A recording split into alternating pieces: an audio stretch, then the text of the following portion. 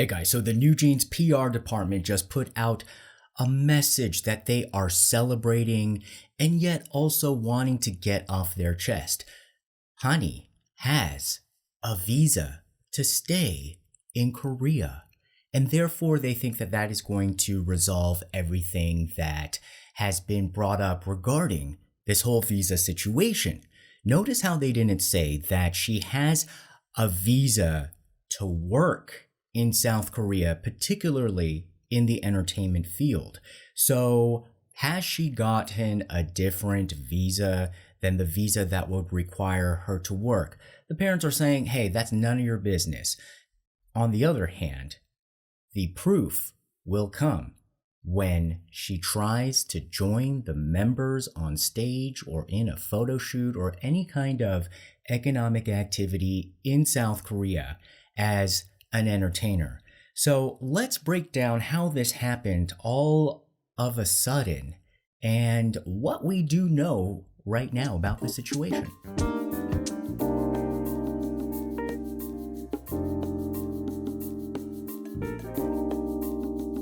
So on the Instagram page that the parents set up to make their own announcements, to protect their own children, which of course I think is a good thing, open, clear communication, as long as it's really them, as long as they're really telling the truth and they're being earnest about it, I think it's a good thing. Even if they're not, even if they're taking cues from the Jezebel Institute of Treachery, it's also a good thing because we're here for that as well. But what they did say was that the visa issue has been resolved.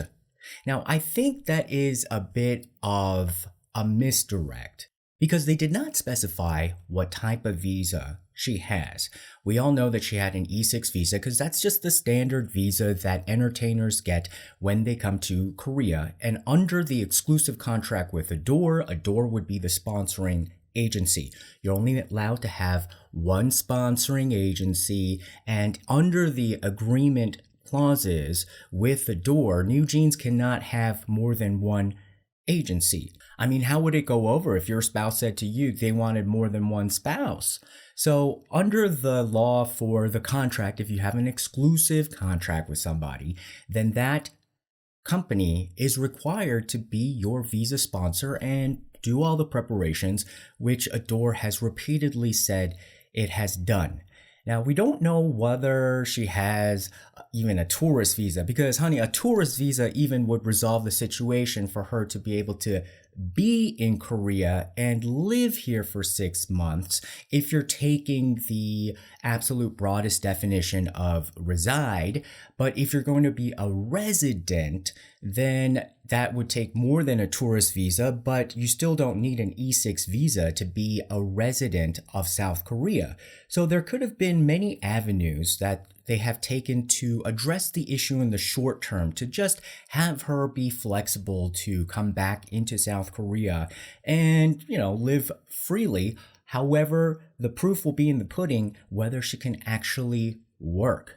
I mean, one solution, some of y'all have been saying, don't give them ideas, but hey, ideas are just a gift. It's up to you to receive it or not. And it'd be funny if they actually did accept this idea. But let's say Hani didn't resolve her E6 situation by the time New Jeans really wanted to hit the stage. Well, she could be sitting in the audience. She can sit, she can sit herself, have several seats, in fact.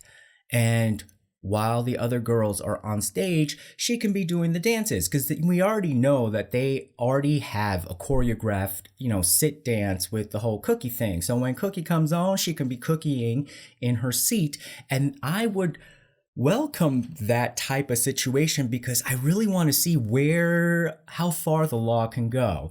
And whether that counts as performance or she just watching and the cameraman really likes her. But the JIT Institute thing would be to incorporate her a little bit more than a regular audience member where she's almost like part of the group, but then she can just say she's sitting there dancing along as an audience member. I think that would be really hilarious, and it would be a reminder to all of us that the law is so imperfect. It doesn't match one for one with what is right and then what should happen or what should govern. It's still completely made by people according to situations that they're confronted with. And then after that, whether they decide it's worth it to create a law or a regulation around it. So far as I check, there ain't no law about where is the line between performing from the audience in the seat or if you're just dancing in the seat. So I think that what that would do, and what we have to remember, is that the law is so imperfect, and that even if she has resolved the situation to a certain point where they can say the truth and kind of couch it in a semi-legal term of like her residency has been resolved, her residency visa has been resolved, it's still a question up in the air whether the work visa has been resolved. And unless there is some other strange loophole or some other law or other regulation that ADOR wasn't even aware of with an exclusive contract with an artist to sponsor a visa. And as horrible as that actually is sometimes, on the side of the workers, who sometimes are terrorized by employees by their employers over a work visa situation, everybody has had to deal with it. And you have to revise the law, not try to circumvent the law or even kind of break the law. I think they didn't break the law. I think they actually did a visa, but didn't tell the whole story, that the work part has been finalized. And the reason why this also comes up in terms of law is that we have seen another bunny uncle, and I believe he is a relatively new bunny uncle to the public stage of a supporter of New Jeans, and that is a very, very, very senior lawmaker, government, bureaucratic, politico person, Park Ji-won. And he even said in a National Assembly hearing that wasn't even related to Hana, wasn't even related to even labor rights, he brought up Hana's situation in like the next sentence after he was like talking about President Yoon Suk-yeol's impeachment ongoings. 뉴진스 알아요? 아, 네. 예, 거기에 하나가 불법 체류자가 돼가지고 쫓겨나게 생겼어요. That's how crazy this new bunny situation is, and that's probably what gives them confidence for it. But let's go back to what actually, did transpire with the parent statement. They said that they got a new visa on February 11th through proper legal procedures. If you get a tourist visa, that's proper legal procedure. Even if you get an investment visa or some of the other visas that she may have access to, then fine. Unless it was like a secret wedding, I mean, that's also another way to get a permanent residency visa. But I don't think that happened. But the parents said that, hey, you know what? This is unfair that you guys are all like talking about her visa status.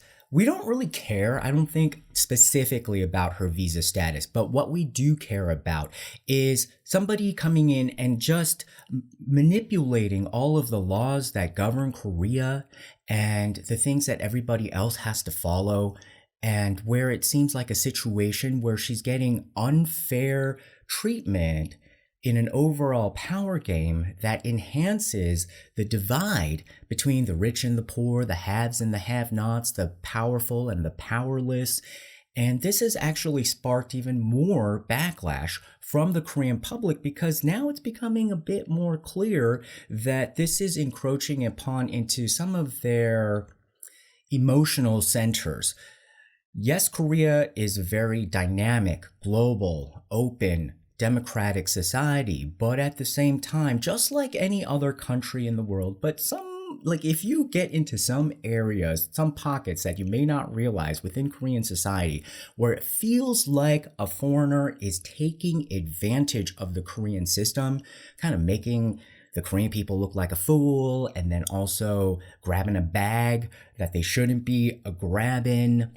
And we're not talking about Dior bags, they're just grabbing opportunities illegally. That I have seen firsthand really rile up the Korean public. And ironically, in terms of actual policy and language I have heard from lawmakers, especially, not that it doesn't happen on both sides, but especially from the Democratic Party or the Liberal Party.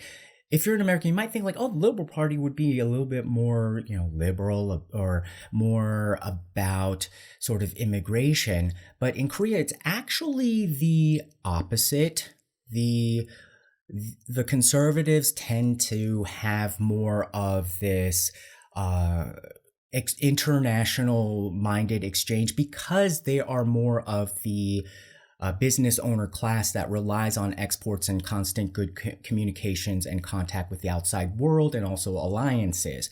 The Democratic Party here, and the reason why I bring it up is because the bunny uncle who pushed this through, this very senior bunny uncle that you could kind of think of as like the Nancy Pelosi of South Korea, was the one that latest, brought up her immigration status at the National Assembly. And the Democratic Party has sometimes, I've heard personally, a very, I don't want to go so far as to say xenophobic, but there is, it does align with their political values, though, in terms of the whole outside Western world, particularly English-speaking world. There is a resentment among that political class and also their base because a lot of opportunities or so-called gatekeepers to the opportunity to advance economically in Korea relies a lot on English education that really comes in the form of private education, after school academies that cost a lot of money, that are outside the reach of a lot of ordinary Koreans. And then also Korean people, rightfully so, probably say like, well, why do we have to learn English in order to succeed in Korean society? So the haves in Korea that can really afford the whole English thing, they can have an advantage over their fellow Korean classmates and workmates and advance in careers. I have heard that from the political class, the political analyst class, that is a, they think that is a actionable sentiment that turns into policy. So that's why I was so shocked to see that one of the stalwarts of the Democratic Party was essentially sounding like somebody from the conservative camp. And not only that, while he was like yelling and screaming about President Yoon's impeachment, he goes into the Hani situation. Well, back to the parents. They claim that ADOR pressured both Hani and her parents by using the sensitive issue of visas, which is a naturally delicate matter for foreign residents in Korea. They demanded her signature on an extension agreement that listed ADOR as her agency, stating that failure to comply could result in illegal residency. Yeah, if you didn't resolve your visa the right way and under the way that you would continue as an entertainer in Korea, then you would become an illegal resident. Sure, you may be able to come back as a tourist, but in terms of working, that becomes in the illegal category. And so I don't like how the parents are spinning this. So this is a lot of spin going on here. They also said, furthermore, they acted inappropriately by submitting personal information and documents requiring her signature to relevant institutions without her consent. They were giving Hani white glove service. She and her parents should be lucky that they don't have to traipse around, going to the Korean consulate over in Australia and then coming back and, having her go to the immigration office here in Korea. It looks like ADOR found, their fancy, legal team way of handling it all for her. And yes, all she would have to do is sign, while the rest of us have to book an appointment online and then go into that building and then be told all sorts of conflicting information and then to come back because we didn't have all of the documents. So of course there's so many documents, like there should be in immigration policy. There's so many documents and sometimes it's not clear and you need a lot of information that it's not like a lot of personal information, but just a lot of different items that go into your application. Imagine going to, let's say, like you're trying to get a mortgage and then, they're asking for all this information and you're just like, I'm sorry, I don't want to give you any of that information. We'll be like, okay, sorry. Well, you can't. Imagine going to any government office applying for something and not giving your information so that they know exactly who you are. So it doesn't really make sense, even though the parents had the audacity to say such actions are difficult to understand from a common sense perspective. Exactly. It is rare in this world, common sense. So they also said in earlier reports, it was stated ADOR had prepared all necessary documents for the visa extension and attempted to apply, but Hani refused to sign. This contradicts ADOR's statement that they were unable to confirm the situation. What are you talking about? How does the first sentence match the second sentence? So in Korean, they usually like to say 그 앞뒤가 안 맞다, like the front doesn't match the back, like saying like get a bowl of cereal, the rainbow is in the clouds. Like what? It doesn't match. And so they're saying that they weren't able to confirm the situation. Yeah, because they're still giving a grace period and being a little bit mindful and demure for Hani to just, do the signature and go through with what her contract would be.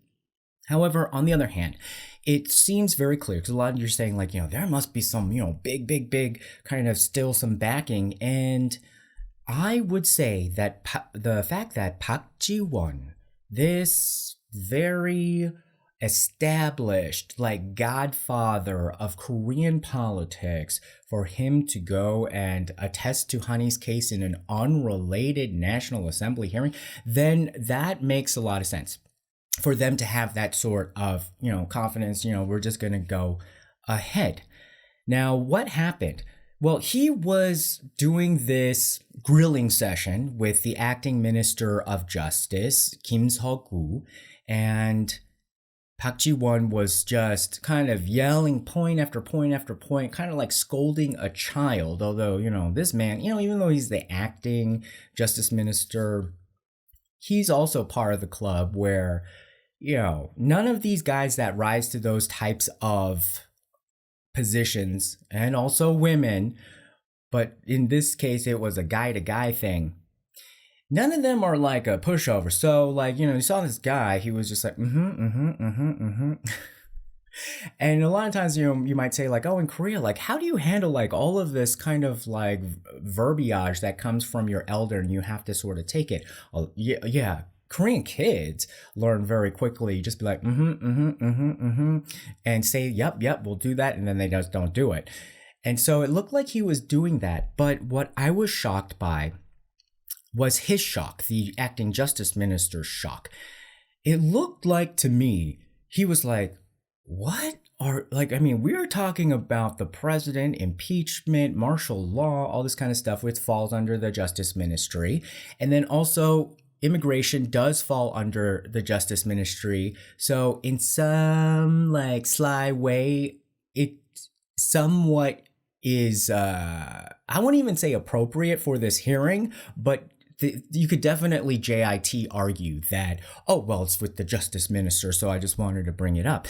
But I think what I was reading from, the cultural cues and also reading between the lines of the acting minister of justice was his kind of shock, just like, is this what you want to be known for? Like, dude, you are like, no matter how your politics are, they are going to respect like an elder statesman or politician and be like, you want to go dying on this hill?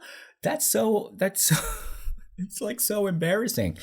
And so what did Park Ji-won say. He was basically excoriating the Minister of Justice that they need to look into Hani's visa situation. And Park Ji-won didn't even know Hani's real name. He called her Hana. Okay, Hana, Hani, yeah. So he said, like, do you know who New Jeans is? As if he don't even know Hani's name. You're gonna even like pronounce her name wrong, and you're trying to like flex and say like, don't you know who New Jeans is? And the Justice Minister was like, yeah, I think so. And then he's like, well, she's a famous idol member. She's on the verge of an illegal stay. The Ministry of Justice should take measures so that the idols can keep working and do whatever they want. That's what really pissed me off, was like, do whatever they want. That is one of the principles. That is what would trigger the Korean public to turn against Park Ji-won. Park Ji-won is just saying like, okay, well, let's find a way to make it happen so she can do whatever she wants. Many people are looking at this situation that already they are either in violation of the law or on thin ice of law. They're like really not like, if you have to look at this from a very fair legal perspective, Nugent has been, running around. And so this would also kind of enrage and inflame the Korean public, which did against Park Ji-won, and especially his voter base, because the voter base would definitely not want, any kind of immigrant to be able to sidestep immigration law and then go and do whatever they want. Is he going to do that for all of the immigrants? To somewhat play devil's advocate, there has been a lot of cases in Korea where immigrant workers are abused under this immigration system because it leaves you at the mercy of your employer. If your employer decides they don't like you, they can deport you, send you home, like just, cancel your job, your visa gets canceled, you have to go home. And if you don't want to go home, then you're going to put up with more and more BS. So a lot of times your pay is delayed. A lot of times you're working too many hours, unfair working conditions, abuse, but people have to take it because of their employer. To this point, we have seen nothing like that under the situation, despite all the cries and lamentations by New Jeans saying that they were abused and mistreated and manipulated under ADOR. All we can see, and also the Korean public should really admit, is that they are having a real yellow brick road, okay? Just a real smooth sailing that most people would wish for. The cases that that New Jeans has brought up about examples of bullying, you tell a Korean person in a different context, like if I went over and complained and said that some rando told their team that had nothing to do with our company to ignore me in the hallway, people would think I was crazy if I considered that bullying. They would immediately said, oh, well, you can't handle Korea, or oh, you're such a foreigner, oh, you're so American. People would go nuts. However, we got cookies, okay? We got cookies galore, softening the distracting from the situation. And I think that's what's happening here. I don't know why Park Ji-won suddenly put himself, on center stage here. Who is Park Ji-won? Just briefly, he's 82 years old. Okay, he is such an elder statesman. That's why I say he's like a, Nancy Pelosi, Joe Biden, and just lived and worked in government all of his life. He was a former chief of staff to President Kim Dae-jung, and that's where he really started to accelerate his career. Kim Dae-jung, of course, liberal camp, also won the Nobel Peace Prize for inter-Korean relations. He was also the former Minister of Culture and Tourism. He was also the Director of National Intelligence, and he's been in and out of the National Assembly, lifelong political appointee or politician. So he's more of like this power broker. And his sort of claim to fame is that he has sort of a blunt approach where people feel, I guess, endeared, because a lot of times in bluntness there's kind of a truth, and you want to try to, you want to trust the politician, and so a politician who is just, doesn't seem like they are just a mannequin is a little bit more trustworthy. He doesn't look humorous, but he's really good in some ways of, being charming or just being good in public scenarios. One recent example is that he went on to SNL Korea, and he wasn't like as if like, sometimes you have non-celebrities go on SNL in America and they actually have to do a skit. His was almost a hybrid. It was like a media interview, but it was done by the SNL Korea cast, so it was somewhat of a skit. And he has a very fine-tuned way to be able to craft his message. And he was asked kind of questions about, like, they're saying like, oh, well, as advanced in age, they were asking about his age, and then he just went and started attacking President Yoon, and it was something that he would do anyway. But it was funny because in a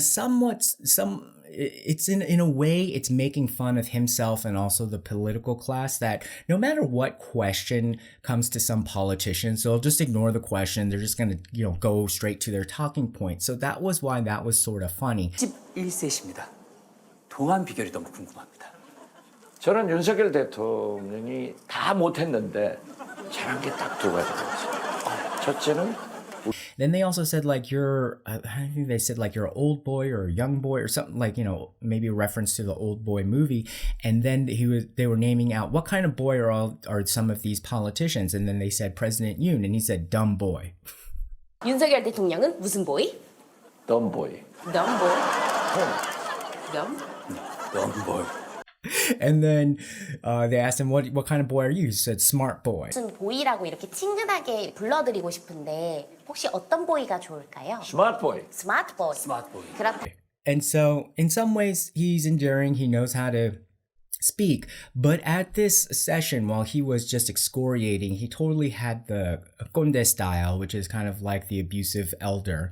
And at the end of his question, like a segment about honey, he was just like, oh, you know what I'm talking about? 안 그래도 우리 뭐 수출도 어렵고 국민도 짜증나는데 이러한 아이들이 마음대로 재량껏 활동할 수 있도록 법무부에서 잘 조치해 주기 바랍니다.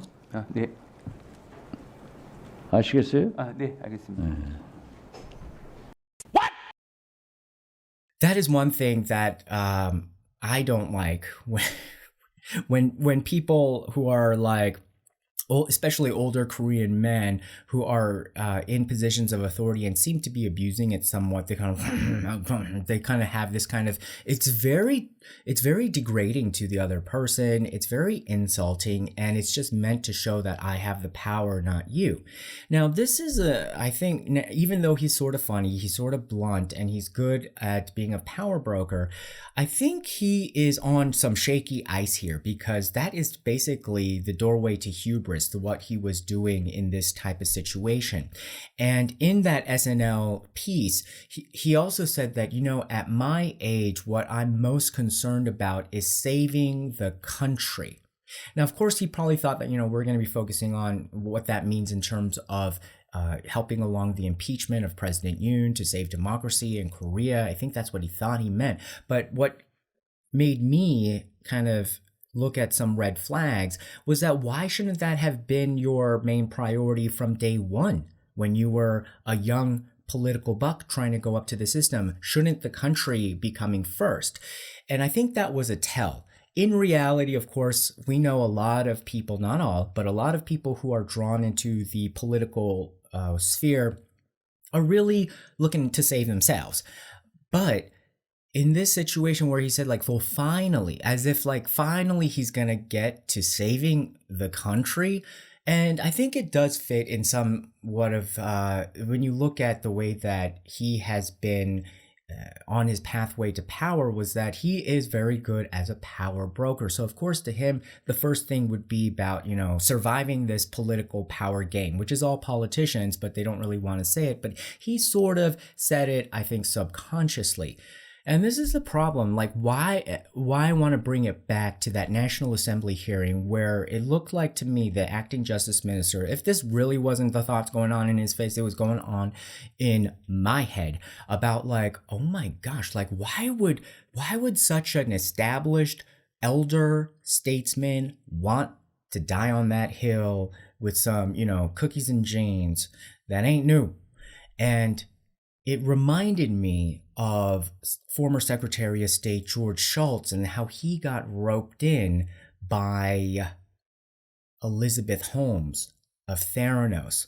She was doing the startup. She's supposed to be the wonder kid from Stanford. And she did that blood testing device that was a fraud.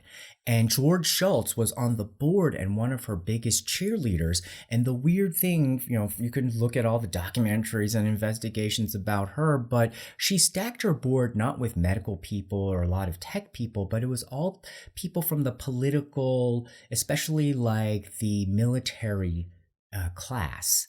And they were even able to help her get into Walgreens to do the testing over just in Arizona, which again signals that it was probably more through a political connection. And it put a lot of people's lives at risk before they shut it down. The machine and device was supposed to just kind of be a desktop device that you can just prick your finger and give you all these blood tests. But turns out they were like taking even vials of blood and sending it over by FedEx back to California for the testing. And so it was a total scam, but he was involved so tightly in that he chose Elizabeth Holmes. Okay, I don't know what kind of cookies or what kind of green, she was famous for green juice. Okay, so I don't know what was in her green juice, but he even chose Elizabeth Holmes over his own grandson. And how horrible is this legacy that had been tarnished? Although some would argue that, like, really, what legacy? Depending on where you are on the political spectrum. But even if you were a fan of George Shultz, his own grandson exposed his grandfather and went to battle against his grandfather out of principle because his grandson also worked at Theranos and then was involved in trying to stop and expose the fraudulent activities of the company, especially because it was hurting people medically. And so you can see in this situation, JIT, like I said, is global, worldwide, and even can, ensnare former Secretary of State, who was like doing all sorts of international relations during the Cold War. So, that's a tough one. He ain't no pushover, but pushed over really easy by somebody, Elizabeth Holmes dropped out of Stanford, but it seems like she was probably doing her online courses at the JIT because she was able to do the most. And this is, again, what we're looking at as a problem, that somebody who is manipulating the system through other people and thereby destroying their reputations along the way because they're leeching off of their power, prestige, or reputation. So that's sort of what Elizabeth Holmes is doing. And then I'm scared that basically that's what somebody is doing to Park Ji-won. Park Ji-won, he's his own man. He's 82 years old. He can make his own decisions and, use his own judgment and all that kind of stuff. However, man, do you really want to now then be, in your last years of your life, kind of going in that direction to be used for your power? That's really sad. So what do you guys think about this whole situation? I think it's time for ADOR to come out with a strongly worded letter, a very clear and direct letter, giving their viewpoint of what's going on in this situation. And I also think it's time for the chief of staff, for Mr. Park Ji-won, to give him some advice saying like, look, don't become like George Shultz and only be remembered for going along with a fraudster who's now in jail. And I'm definitely looking forward to seeing Honey's visa be stress tested by really whether she's able to work in South Korea. So I think we should encourage them to come back to Korea as fast as they can to say hello to their fans and to do a performance for their fans and see if Hani is going to really be on stage or is she going to be taking several seats and dancing and primping from the audience. All right, guys, put your comments below. Remember to like, share, and subscribe, and see you again next time. Bye-bye.